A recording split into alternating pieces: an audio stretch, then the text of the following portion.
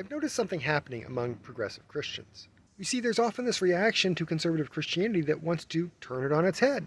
For example, in one case, we see conservative Christianity pushing this thing called orthodoxy, which is right belief. Or, to put it another way, it's having the right answers to those big questions. And in contrasting response, progressive Christianity says, no, it's not about having the right answers, it's about wrestling with those questions.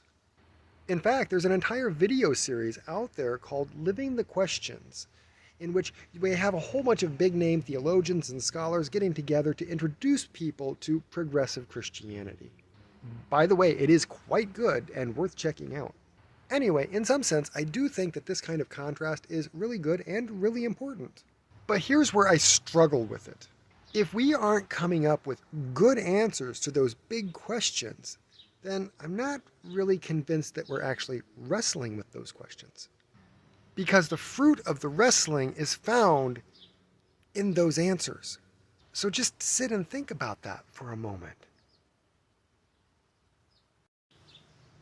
For what it's worth, I have a strong desire to help people to grow and mature in their faith development.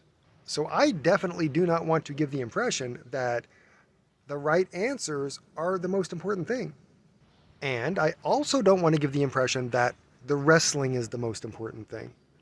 I'd say from the perspective of faith development, the most important thing when wrestling with those questions and coming up with those answers is actually this. We need to learn how to ask better questions and come up with better answers.